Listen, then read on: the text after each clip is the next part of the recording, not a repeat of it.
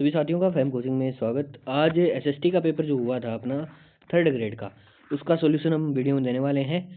Question wise answer देखेंगे सारे जो बंदे हैं, और जो भी मतलब भाई बहन है वो ध्यान से देखना, और पूरा का पूरा पेपर सोल्व करवाएंगे। तो देखो, इसमें क्या है कि आपका पेपर तो आपको पता ही है किस लेवल का आता है, और अब की बार जो 3rd ग्रेड का लेवल है ना, वो इतिहास में पहली बार ऐसा लेवल आया है। ठीक है, तो यहाँ पे अपन एक एक क्वेश्चन को डिस्कस करेंगे। हालांकि हो सकता है कि देखो, ऐसा है कि एक आध आंसर हो सकता है मेरे से भी गलत हो जाए, कोई पता नहीं चलता इस चीज़ का, क्योंकि जो अपने कोचिंग्स आंसर की जारी करती है उसमें होता है ना, एक दो क्वेश्चन ऐसे होते हैं जिनका उल्टा होता है, बोर्ड जो जारी करता है फाइनल आंसर की उसमें कुछ और लग जाता है। तो वो चीज़ हम मैटर नहीं करेंगे, पर लगभग अपना क्वेश्चन अपने को अंदाजा आ जाता है। जैसे अपने मान लीजिए 90 क्वेश्चन सही हो रहे हैं, तो अपने को पता चल जाता है कि दो चार और कट पिटेंगे तो ये अपने 85 सही हो जाएंगे। तो उस हिसाब से है ये, देख लेना, मैं बताऊंगा। और जो भी मेरा कोई गलत लगे किसी साथी को तो वो कमेंट कर देना, ठीक है। तो यहाँ पे पहले मैं इसको जूम कर लेता हूँ अच्छे से ताकि आपको सही दिखे। देखो यहाँ पे पहला क्वेश्चन अपना क्या है, नाथ द्वारा चित्र कला शैली के संदर्भ में निम्नलिखित कथनों में से सही कौन सा है। पहला ऑप्शन दिया गया है, इस प्रकार की चित्रकला के उदाहरण चौखिलार महल में देखे जा सकते हैं। ठीक है, दूसरा दिया गया है, यह उदयपुर और ब्रिज शैलियों का मिश्रण है। तीसरा दिया गया है, नाथ द्वारा शैली के प्रमुख चित्रकार बाबा रामचंद्र और नारायण है। लघु चित्र भी नाथ द्वारा चित्रकला शैली का मुख्य रूप है। तो इसमें से सही कौन सा होगा?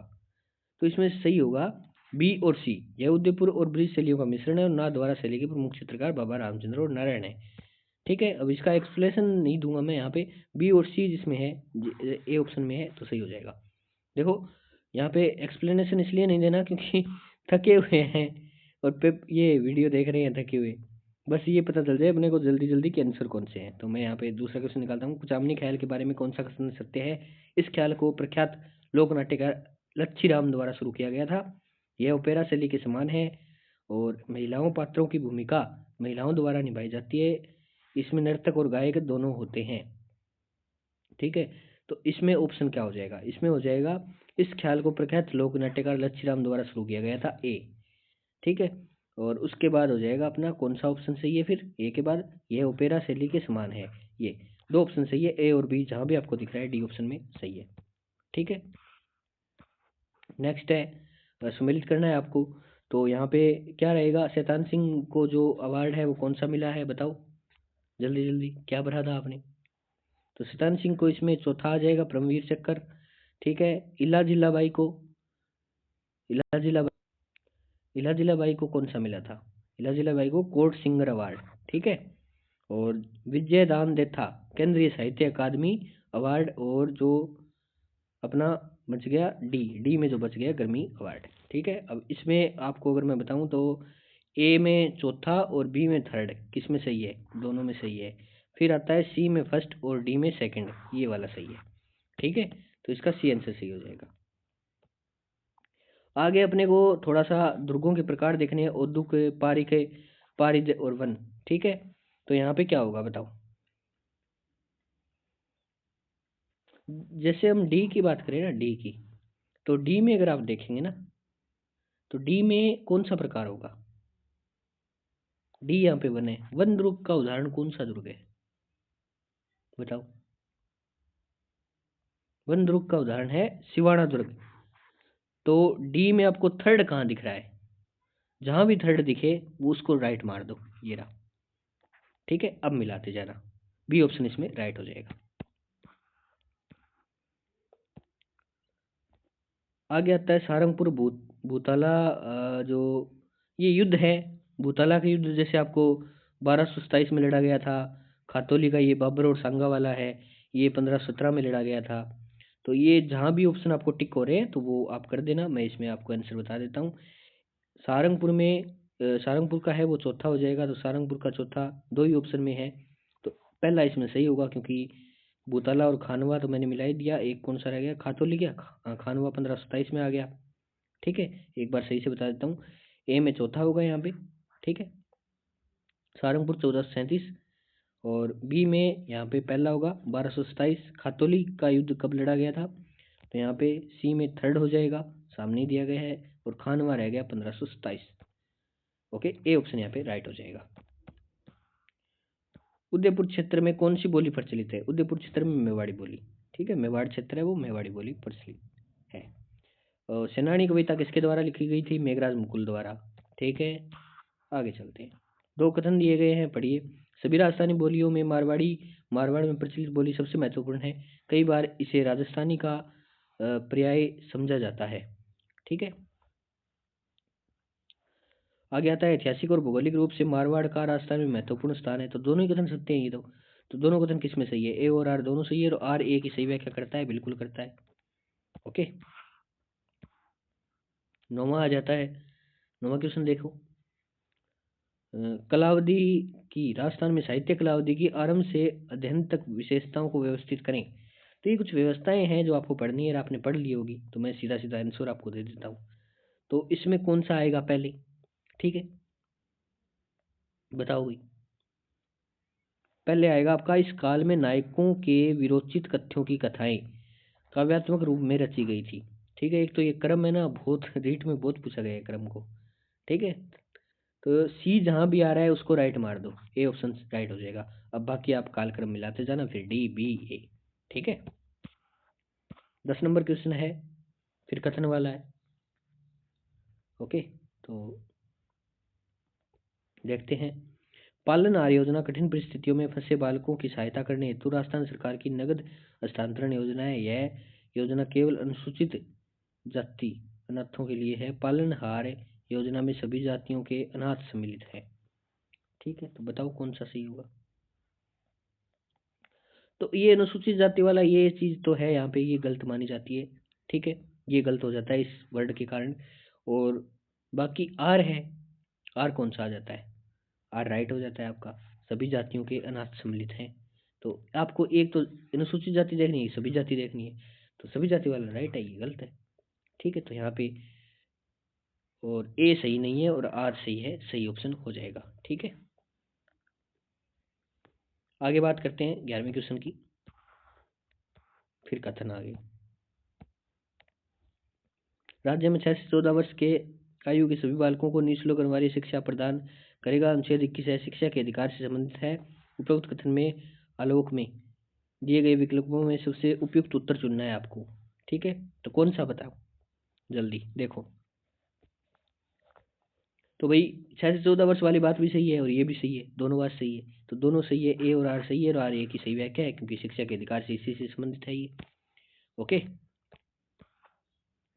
12 नंबर क्वेश्चन आता है, कौन सा कथन सही है? सही पूछा गया है। जयपुर में बाबा आम्बेडकर दिव्यांग विश्वविद्यालय है। जोधपुर में महात्मा गांधी दिव्यांग विश्वविद्यालय है। जयपुर में इंदिरा गांधी दिव्यांग विश्वविद्यालय है। अलवर में अम्बेडकर दिव्यांग विश्वविद्यालय है। बताओ भाई। तो यहाँ पे सिर्फ दो ऑप्शन सही है, एक तो ए सही है, ठीक है, और एक डी सही है अलवर में। ओके, तो ये ए और डी जहाँ भी आपको दिखे वहाँ टिक मार दो।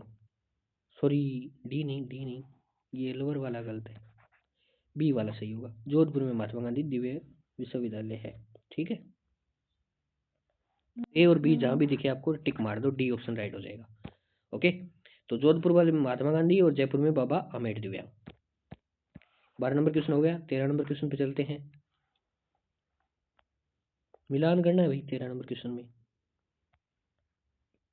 कर लो, कैसे करोगे? गैर अनुवादित विद्यालय अलावा प्रत्येक विद्यालय में पाठशाला प्रबंधन समिति गठित की जाएगी। कितने समय के लिए? बताओ बताओ बताओ। कार्यकारी समिति की बैठक की गणपूर्ति इसके कुल सदस्यों का होगी, कितना होगी? अब एक तुक्का मारने की पद्धति मैं यहाँ पे बताऊं, ठीक है, कि कुल सदस्यों की संख्या होगी, सदस्यों का होगा, इसके कुल सदस्यों का होगा, यानी कितना होगा। का मतलब होता है जैसे गुणा या भाग होता है। तो यहाँ पे अगर आप भाग देखेंगे तो इसमें सेट बैठ रहा है। तो पहली बात तो बी फर्स्ट देख लो आप, बी फर्स्ट किस में है, आपको दिख रहा होगा बी फर्स्ट सिर्फ एक ऑप्शन में है। तो तुक्का मारने की पद्धति तो थी ये। अब मैं आपको सही तरीके से बताता हूँ। ये तो मैंने बता दिया, 1/3 हो गया। अब ए में क्या आएगा? देखो, ए में आएगा 2 वर्ष, ठीक है, और कम से कम एक बार पाठशाला प्रबंधन समिति की बैठक कितने माह बाद होती है? बताओ जल्दी। तो 3 माह बाद। और एक बार पाठशाला प्रबंधन समिति की बैठक होती है। अब ये 2 वर्ष तो हो नहीं सकता, बैठक बहुत लंबी हो गई। ठीक है, इतनी तो संसद की भी नहीं होती। अब बात करें आरटीआई की कौन सी धारा विद्यालय में मध्याह्न भोजन के क्रियान्वयन की निगरानी करती है? तो ये 21 है। ये आपको पता होनी चाहिए, थोड़ा बहुत ऐसे दिमाग लगा लिया करो, ये तुक्काबाजी में सही हो जाता है। मिलान वाले क्वेश्चन वैसे सही होते हैं। तो इसमें डी ऑप्शन राइट है। ठीक,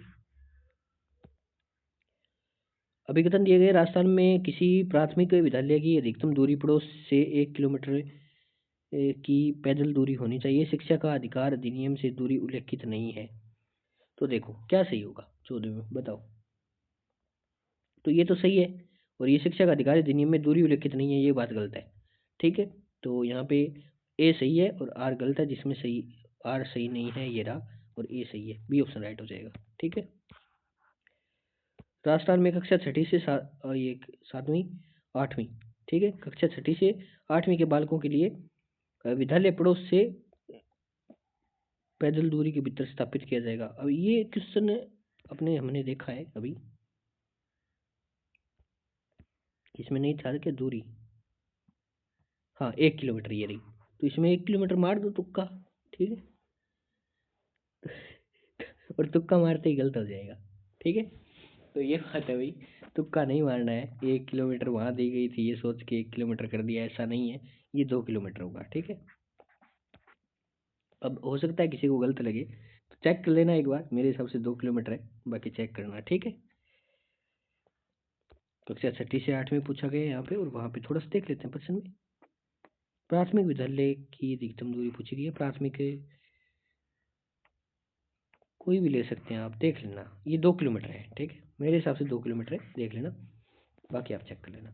1 किलोमीटर नहीं है, ये गलत है, क्योंकि तुक्का मार पत्ती गलत हो जाती है। बोर्ड ने भी क्वेश्चन दिया तो ऐसे सोच के थोड़ी बना के दिए कुछ। आरटीआई शिक्षा अधिनियम 2011 के अनुसार कौन सा कथन सही नहीं है? सही है। ठीक है, सही है, पूछा है, ध्यान रखना।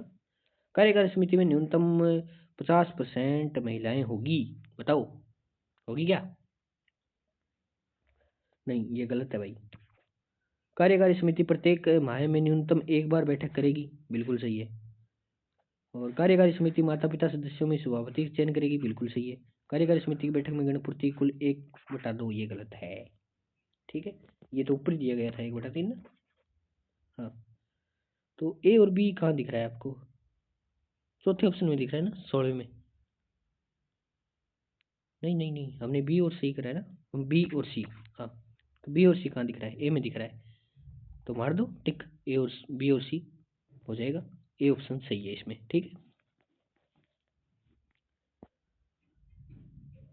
नेक्स्ट क्वेश्चन पे चलते हैं अपन। महासागरों को उनके आकार में आरोही क्रम में व्यवस्थित करो। तो यहाँ पे आपको पहले छोटा फिर बड़ा फिर बड़ा ऐसे करना है। तो सबसे छोटा कौन सा हो जाएगा बताओ, या बड़ा करोगे, क्या करोगे? तो यहाँ पे मैं आपको सही सही बता देता हूँ आंसर, 17वां। तो यहाँ पे हो जाएगा जो डी, आर्कटिक महासागर सबसे छोटा। अब डी तो एक ही ऑप्शन में है। ठीक है, तो आपको पहले सबसे छोटा देखना था, डी देखते ही पता चल जाता है। फिर आता है आपका हिंद महासागर, फिर आता है आपका अटलांटिक महासागर, फिर आता है आपका प्रशांत महासागर सबसे बड़ा है, सब पता होगा। ए देखने से पता चल जाता है, लास्ट में ए तो 2 में है भाई। हाँ, ये थोड़ा कंफ्यूज कर सकता है, बाकी सबसे छोटा आर्कटिक है, ये याद रखो। Nitrogen, oxygen, organ, carbon dioxide, ठीक है, सुमेलित करना है कितने कितने परसेंट लगभग गैसों का है ये। ठीक है, तो यहाँ पे क्या हो जाएगा भाई, बताओ। अब साइंस आपके हिसाब से पर्यावरण में देखो भाई क्या होगा, फिर मैं बताता हूँ।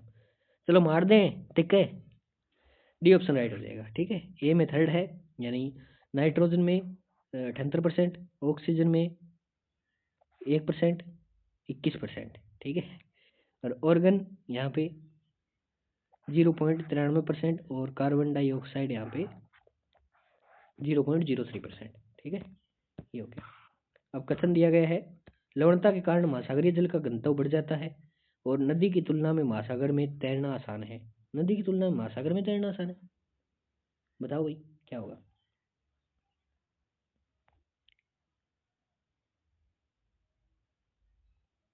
बताओ बताओ, देखो, नदी की तुलना में तैरना महासागर में आसान है, क्योंकि नदी का बहाव होता है वो मतलब थोड़ी सी जगह में होता है, क्योंकि नदी एक, मान लो जितनी चौड़ी होगी, जैसे बात कर लेते हैं हम, कोई आधा किलोमीटर चौड़ी है, कोई 200 मीटर चौड़ी है, कोई 100 मीटर चौड़ी है, कोई 500 मीटर चौड़ी है, ऐसे जितनी चौड़ी है उसमें जितना बहाव होता है ना पानी का वो ज़्यादा होता है समुद्र से। समुद्र एक खुला आसमान है वैसे तो लेकिन समुद्र में जब आप तैर सकते हैं, जब लहरें उत्पन्न होती है ज़्यादा, तो आप नहीं तैर सकते ज़्यादा।